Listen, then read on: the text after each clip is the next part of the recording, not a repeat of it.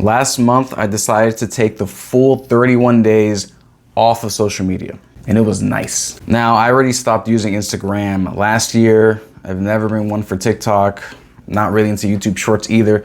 So what I'm mostly talking about is LinkedIn, the most boring ass social media network. But despite it being boring as hell, I noticed a very big difference not using it for a month. And I wasn't just looking at LinkedIn, scrolling, whatever. I'm posting several times a week. So stop all that. And what I found is I felt a lot better not checking the analytics, not looking at, oh man, this number was bigger, this number was smaller, boop, bup, bup, bup, bup. I didn't worry about any of that shit. Although what I did do is schedule posts for the entire month that I was gone, but I didn't check anything until I came back at the beginning of this month. And when I checked, all my numbers went fucking down. I'm talking like an abysmal crash in metrics. But you know what? While I was offline, I didn't care what was going on. Numbers going up or down, left and right, I didn't give a shit. Interestingly enough, YouTube, which I post on sometimes, while I didn't post for like 2 months or so, maybe a month and a half, I was gaining more subscribers than I was when I was posting. I'm thinking, what the fuck? Is my content so bad that my subscriber rate slows when I post? And when I don't, it's like, oh, let's look at this guy's library and subscribe. I still don't understand that. But I did block my ability to look at the analytics for LinkedIn and YouTube for the full month. And overall, I didn't really miss it. I did notice how much I default to go, oh, let me just check YouTube analytics or LinkedIn. I did that apparently a lot. And I noticed that because there are many times it was faced with a block screen. And I'm thinking, oh shit, I guess I was automatically just going there to check out the numbers. But without that and without, the posting and planning and blah, blah, blah, I had a lot more morning time because normally I would wake up to do this a few hours before my workday and, plan, post, schedule, that kind of stuff. So without that, I filled that morning time with a few things. 1, sleeping longer. 2, I worked on more mobility because I had extra time. I just put on like a YouTube video and just do some mobility in front of the TV or something. I recently got back into being tutored in Japanese, so I was able to do my homework in the morning, more easily prioritize that. And catching up on some shows in the morning as well because I'm not busy planning out LinkedIn posts for the next fucking 2 weeks. And like I said, I'm talking about just LinkedIn and a bit of YouTube from a creator's perspective, as in posting and checking analytics. Arguably, those are 2 of the most boring ones you can think of, right? Yet when they were removed, I gained a lot of time. Now just imagine if you're one of those people whose top social media platforms of choice are like TikTok, Instagram, whatever. Imagine those were removed or pushed to the side, how much extra time you'd have. Because I personally don't think that all the time I was spending posting shit on LinkedIn and a bit on YouTube was eating up that much time.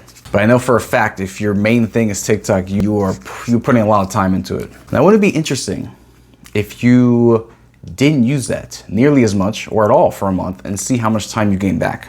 What could you do with that time? Anything interesting? I don't know. That's up to you. Side note, I stopped bringing my phone to the bathroom months ago because I'm thinking, I could use some boredom. I don't need to be stimulated all the time, especially while I'm shitting. There's sometimes, this is TMI, I don't give a shit. Sometimes I'm in the bathroom there for like 20 minutes because it's some serious shit. No pun intended. And it's fine. Without a phone, it's fine. You'll be engaged. If it takes you 20 minutes, you'll be engaged. I promise. I recommend stop bringing your phone to the bathroom. Yeah, it'll be boring at the beginning, but man, you're putting a lot of shit particles on your phone. You're touching that, it's not good from just a sanitary perspective, but just in general, it's nice to have some areas of your life that are quiet, like when you're shitting. I remember back in the day, I used to bring my Game Boy Color to the toilet and I would be sitting there until I'm fucking numb. I imagine with some people, based on what they're doing on their phone, that it's even longer. So save your numb ass and leave your phone out of the bathroom sometimes. So I'm mostly talking about like the analytics and the lack of which improving my time and giving me more time. Some of the other benefits of not being on social media for 31 days is a lack of news. On every single website you go to, pretty much, they have a sidebar of like, things are happening, things are trending, even fucking LinkedIn. Oh, these tech companies are laying off more people. Not looking at so much news is one of the greatest things of all time. In fact, I fucking hate when I go to the gym and they have like 18 TVs, all different news channels. I'm like, fuck. It's easy to avoid unless you're doing cardio. It's like, well, fuck, I can't really look anywhere, can I? But just not being subject to the sidebar news is really nice, because most of that shit doesn't really matter. It's meant to make you feel bad or click and just get worried or whatever it is. Most of it does not matter. And here's the thing, if it does matter, you will be made aware. I promise you. Someone's gonna tell you, it's gonna affect you directly. If it really matters, there's no way you're not gonna know. So don't go out of your way to look at stuff that probably won't affect you. Another benefit of, much less time on social networks is lack of ads. Now I have heavy ad blocker stuff. I use Brave or Comet, depending on what I'm doing. I normally don't see ads, period. But websites use snaky ways to just show maybe some kind of snippet of some ads, some little picture or something, or a sponsored post is usually what it shows up as. Even then, if it's not an actual ad that's blocked, it's people shilling for shit. So that counts as an ad for me too. So not seeing that is it's just awesome.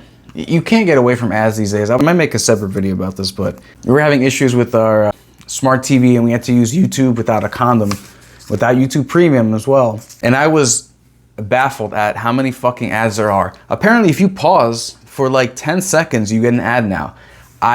That's fucked up. That should be illegal, honestly. Thank God for SmartTube. If you don't know what that is, look it up if you have a smart TV or an Amazon Fire Stick. So all these things together, essentially, it was limiting input, and it made me less concerned about what's going on in the world. And some people might say, oh, you're an ignorant person, you need to be aware of things. I call these fuckers awareness supremacists, because they think just because you know about something, you're a better person. I say, that's fucking stupid. Here's what's happening right now.